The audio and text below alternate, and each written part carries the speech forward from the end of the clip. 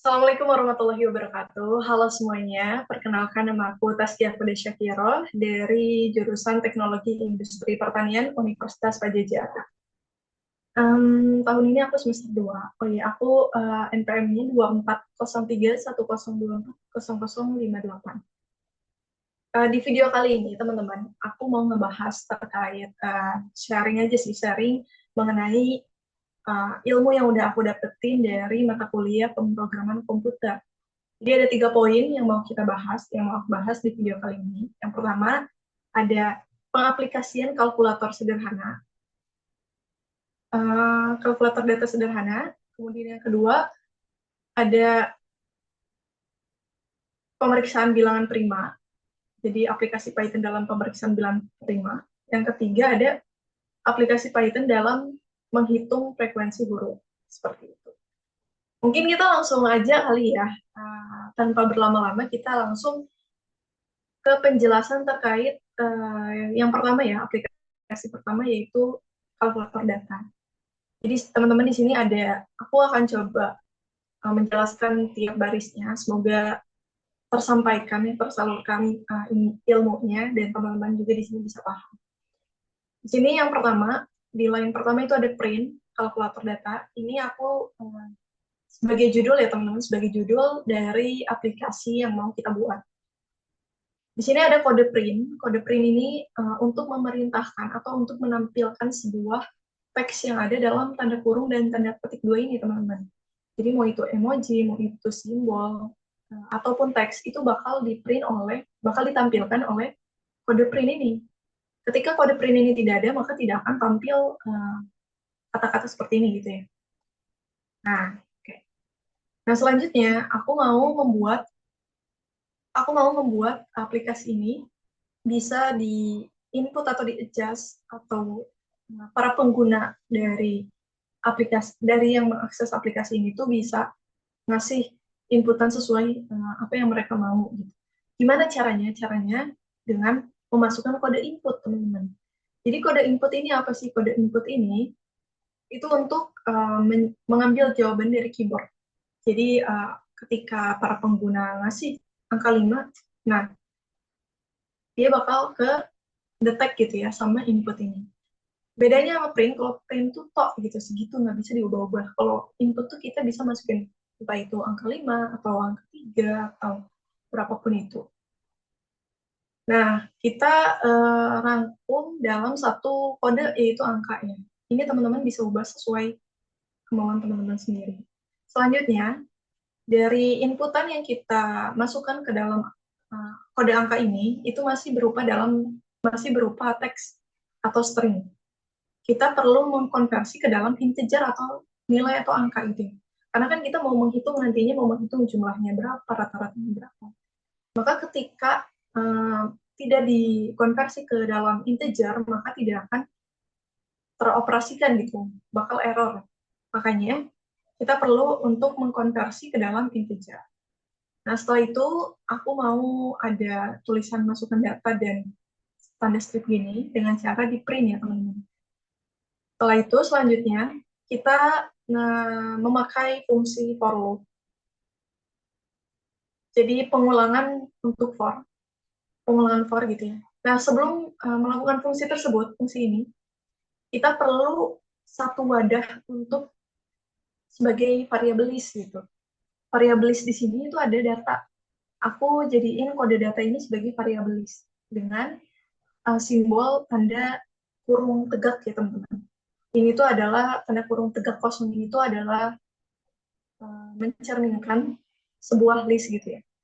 Nah, di sini kita pakai for. Untuk apa? Untuk mengulang. Jadi, nanti kan kita menginput data, kita mau, misalnya kita input data 3, angka 3. Kita mau aplikasi ini mengulang sampai data ketiga gitu. Dengan apa? Dengan for ini. Dengan loop for ini gitu. For in for i in range of c. Jadi dibacanya untuk semua indeks gitu, semua variabel semua angka dalam range of c. Of c itu tadi ya angka yang udah kita konversi ke dalam integer. Jadi contoh kita masukin 5 di sini, kita masukin 3 di sini, maka di sini bakal ke integer jadi angka 3 juga ya. Jadi udah tiganya udah berupa nilai gitu ya. Nah, jadi di sini nanti bacanya untuk indeks di dalam range 3. Jadinya data 1 sampai 3 gitu. Nah, kita masukkan data 1 ini sebagai input. Kita mau nanti hasilnya tuh seperti ini, teman-teman. Data 1, data 2, data 3. Kita mau hasil dari inputan kita tuh seperti ini. Tapi kan kita nggak mungkin kita ngeprint satu-satu ya teman-teman, nge-input satu-satu. Jadi input data 1, input data 2, input data 3. Kalau semisal ada pengguna yang hasilnya 100 gitu, berapa data yang ingin Anda input? 100. Kan sulit ya teman-teman. Jadi kita pakai istilahnya singkatnya gitu ya, shortcutnya, yaitu dengan seperti ini teman-teman. Kita ini hapus ya. Dengan memasukkan F. F ini itu adalah fungsi ya, memasukkan fungsi ke dalam string. Nah, jadi kita memasukkan fungsi I ke dalam string ini. Jadi nanti ketika datanya itu kita ada 3 ya, maka opsinya kan jadi 1, 2, 3 ya teman-teman. Namun komputer ini bakal menghitung tuh dari angka 1 ini 0, 1, 2. Jadi ada 2 data. Makanya di sini kita kalau misalnya ini komputer ngambil I-nya itu 1, berarti kan kalau komputer ngebacanya itu dari 0 ya. Jadi for 0 di dalam range opsi. Untuk data ke 0 di dalam range opsi itu. Nah, data ke 0. Jadi nanti di sini kalau teman-teman nggak pakai ininya, nggak pakai I, dia bakal susah gitu. Jadi ini pakai itu kita misalkan I-nya tuh 0 ya. 0 tuh adalah data ke 0 tuh adalah data yang satu ini. Satu ini adalah data ke 0. Komputer membacanya seperti itu. Nah, makanya di sini kalau kita baca di input ini data 0 ditambah 1, data 1. Jadi nanti yang keluar di input itu data 1, bukan data 0.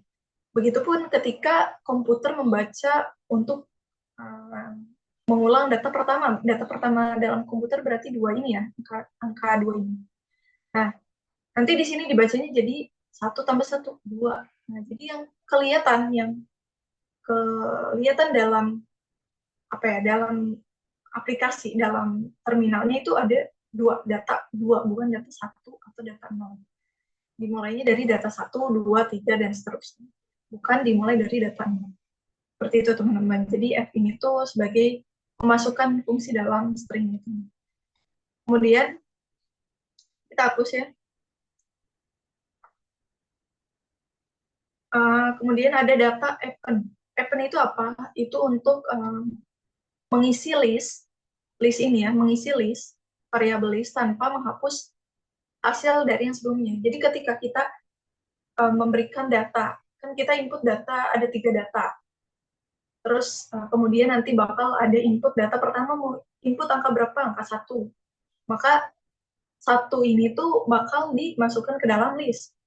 Kemudian diulang dengan looping ini kita ngulang. Data kedua, teman-teman input data kedua, mau apa? 3. Nah, dengan append ini, itu akan menambah list. Jadi, bukan menggantikan tadi list yang pertama, gitu ya, hasil dari data pertama itu tidak digantikan dengan hasil data kedua. Tapi justru ditambah. Jadi, ada jadi misalnya gini, data pertama hasilnya 1, data kedua hasilnya 2. Kalau dengan append tuh jadinya ada koma-koma gitu teman-teman, bakal berlanjut ke seterusnya.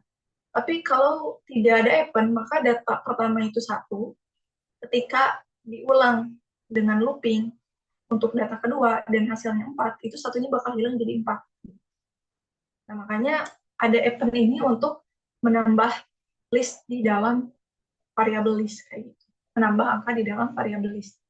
Seperti itu teman-teman. Nah, kita biar lebih fleksibel gitu ya, kita pakai float. Float ini adalah diubah ke dikonversikan ke dalam desimal. Nah, kemudian setelah proses ini,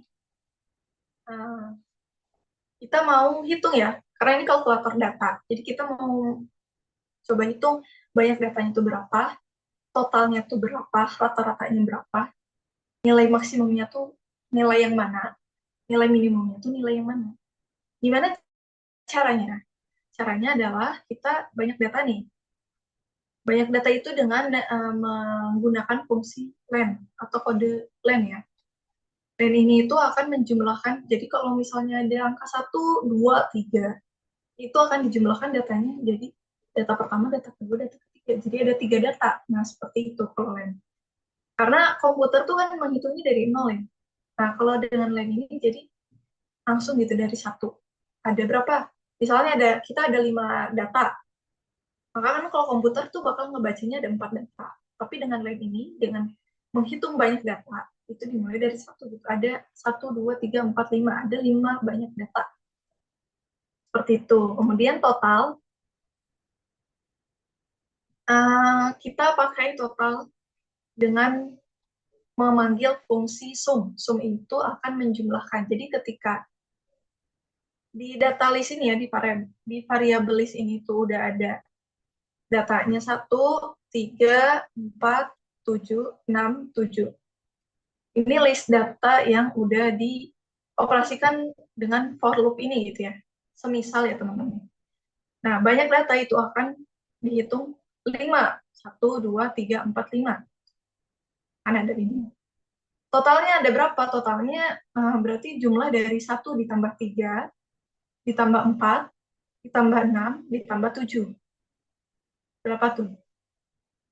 21 gitu ya. Totalnya 21. Nah, jadi sum ini tuh akan menjumlahkan dari semua angka yang ada di sini. Kemudian rata-rata kita tahu kalau misalnya rumusnya itu total dibagi banyak data ya.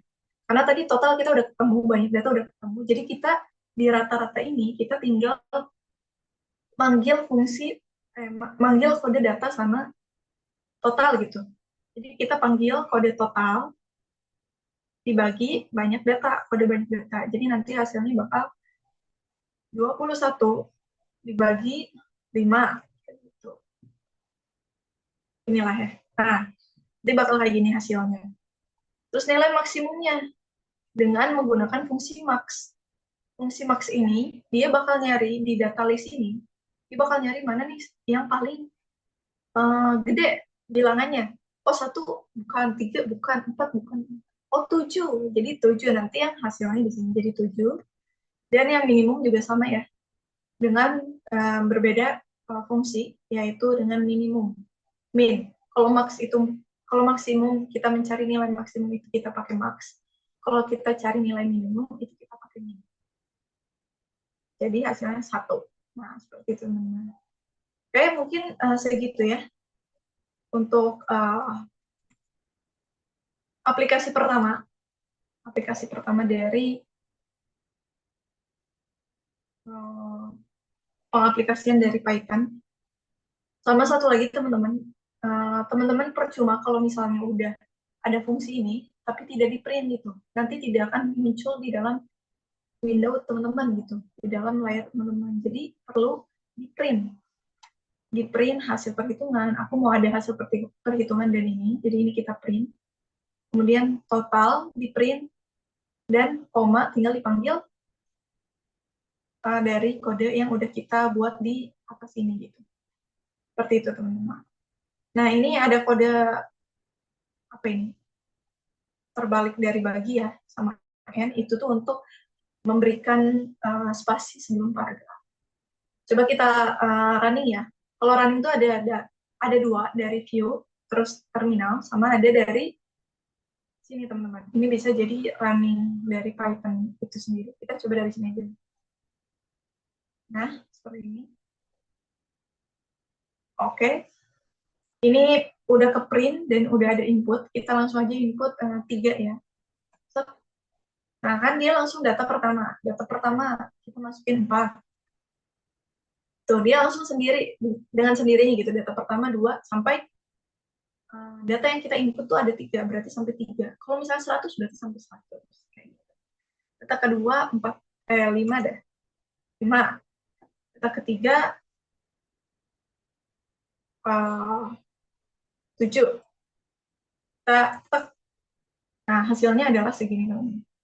Totalnya segini, rata-ratanya segini, nilai maksimalnya segini, dan nilai minimumnya segitu. Sesuai ya, teman-teman. Oke, itu kita hapus dulu. Untuk aplikasi pertama seperti itu, teman-teman. Jadi, cukup mudah ya, dan cukup sederhana. Kita lanjut aja kalian next, langsung ke aplikasi kedua. Aplikasi kedua ini, kita mau meriksa bilangan prima dari batas angka yang kita input. Sama seperti sebelumnya, kita langsung mulai aja ya. Ini print sama seperti sebelumnya, ini sebagai title. Jadi nanti bakal ke print pemeriksaan bilangan prima. Kemudian aku juga mau buat pengguna bisa menginput batas angka sesuai dengan yang mereka inginkan, yaitu dengan input tadi ya teman-teman. Ini ngambil jawaban dari keyboard.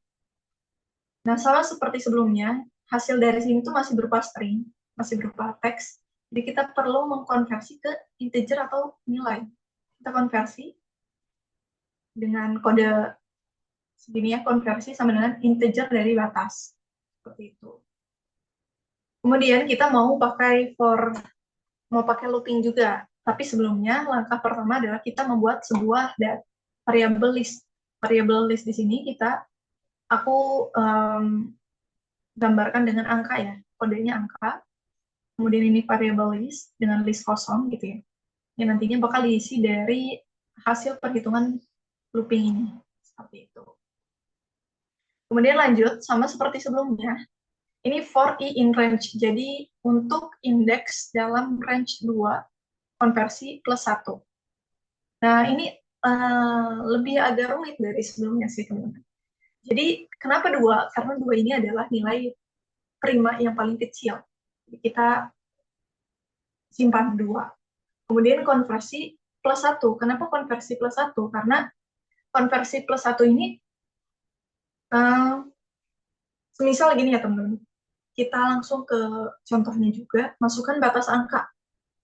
Kita masukkan batas angkanya 5.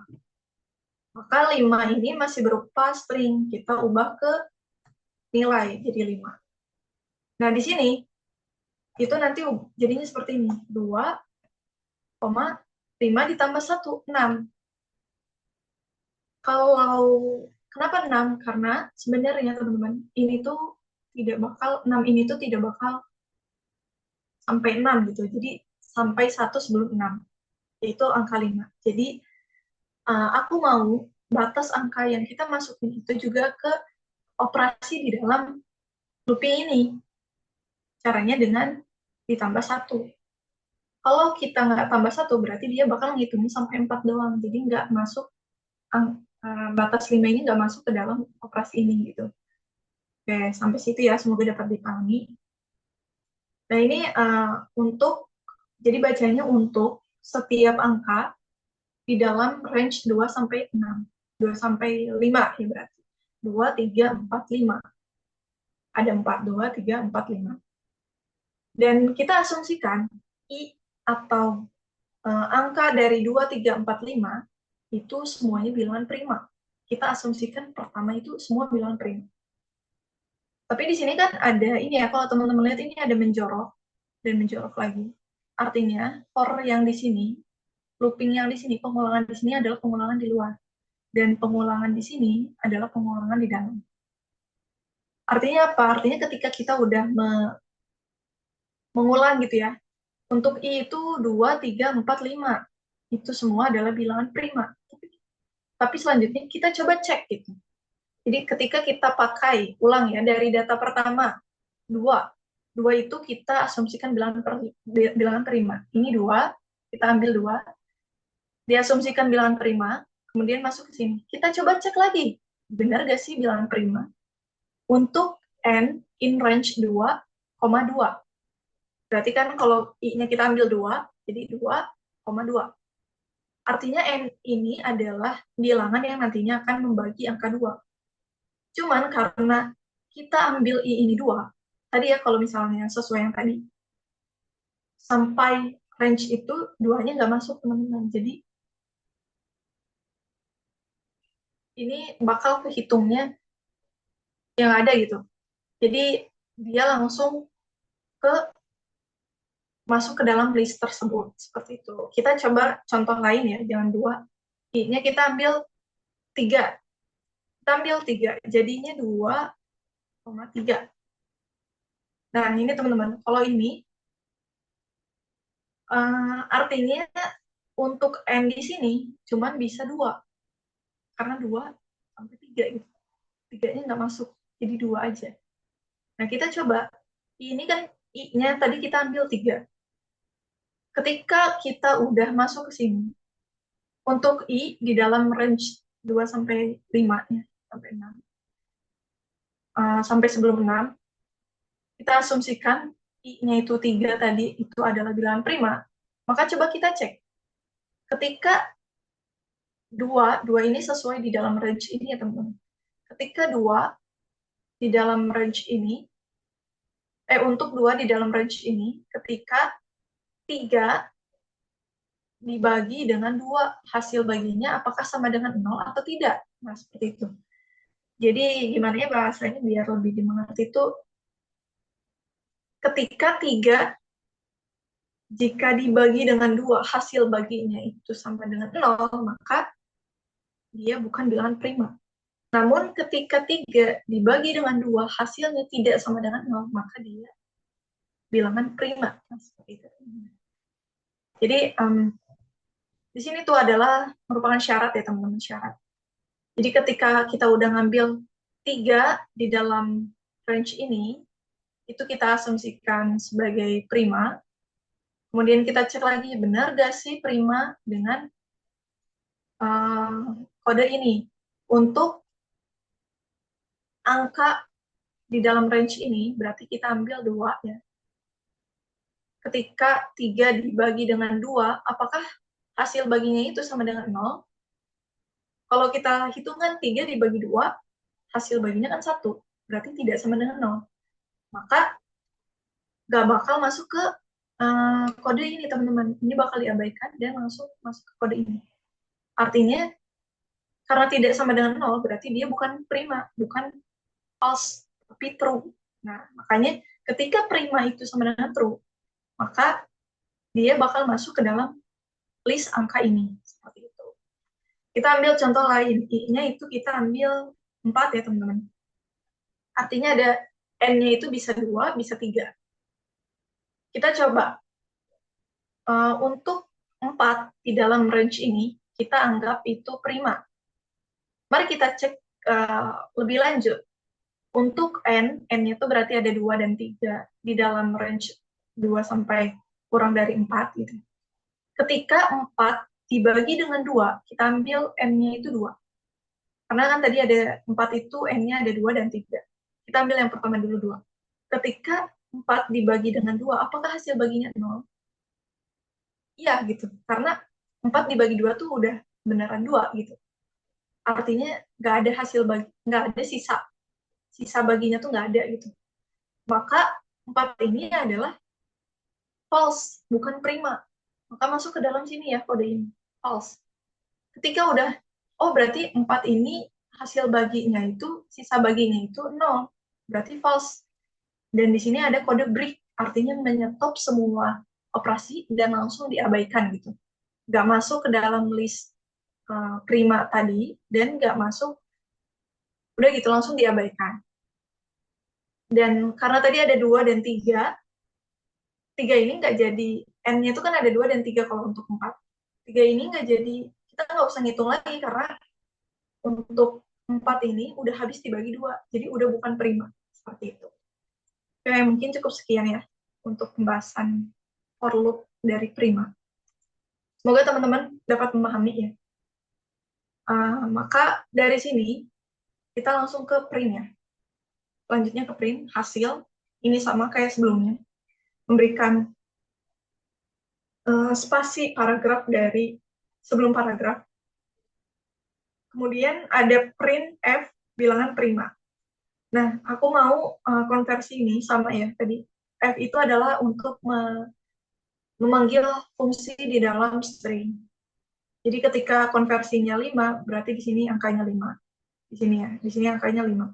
Ketika di sini konversi atau di batasnya ini nih, di batasnya ini kita masukin 10, maka di konversi ini juga 10, kayak gitu.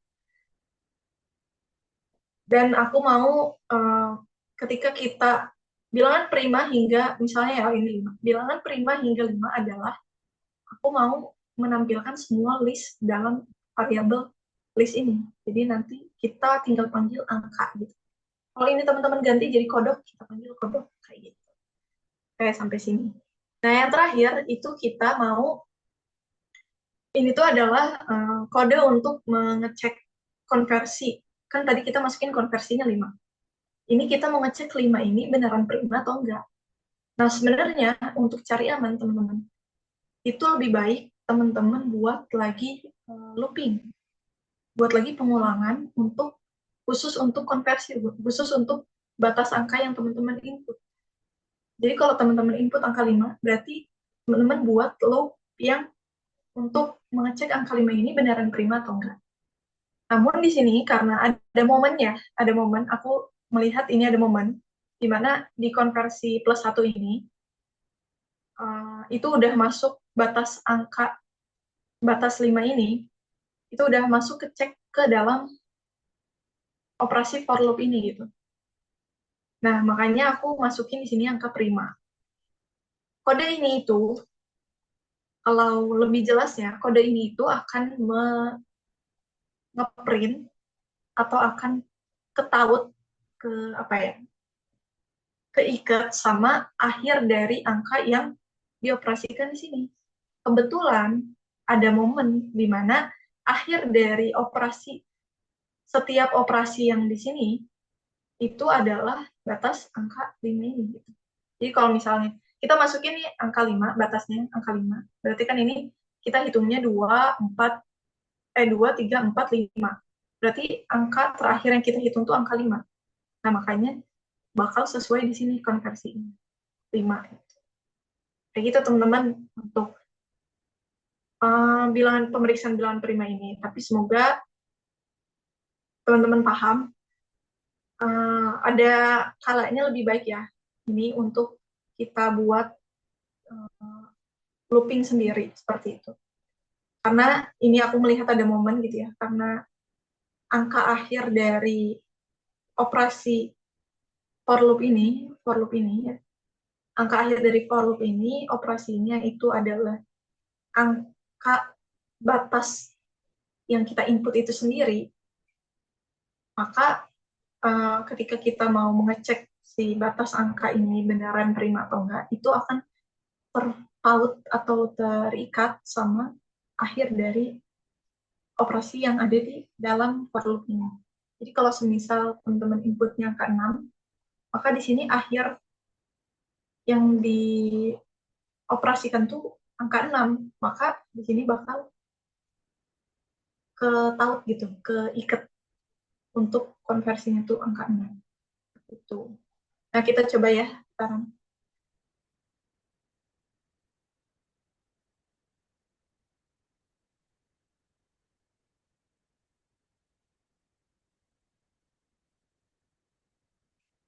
Oke, teman-teman, maaf karena tadi ada sedikit kendala ya. Ini coba kita run dulu. Ini hapus dulu. Karena tidak premium ya, teman-teman, maafkan. Nah, ini kita coba running. Masukkan batas angka. Kita masukin 3 aja, biar cepet. Nah, di sini bakal kehitung sendiri gitu ya. Bilangan prima hingga 3, 2,3. Jadi 2,3 ini adalah bilangan primanya. Dan selanjutnya angka 3 adalah bilangan prima. Benar, karena tadi gitu ya. Akhirnya adalah. Kita coba angka 100 coba ya. 100. Nah, di sini bakal ke detect semuanya.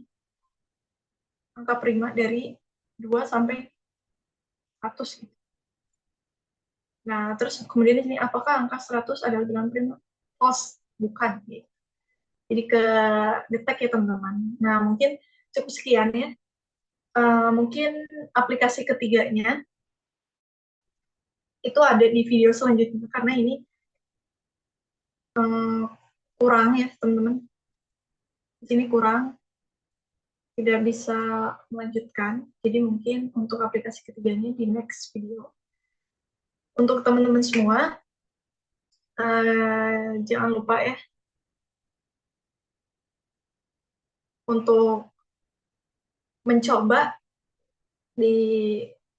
mencoba gitu ya apa yang udah teman-teman dapetin dari video kali ini, karena aku juga mau video ini tuh bisa bermanfaat dan bisa ke transfer ilmunya ke teman-teman semua seperti itu. Mungkin cukup sekian nih dari penjelasan aplikasi pertama dan aplikasi kedua. Semoga dapat dimengerti, semoga dipahami. Ya, mungkin cukup sekian. Assalamualaikum warahmatullahi wabarakatuh. Sampai ketemu di next video.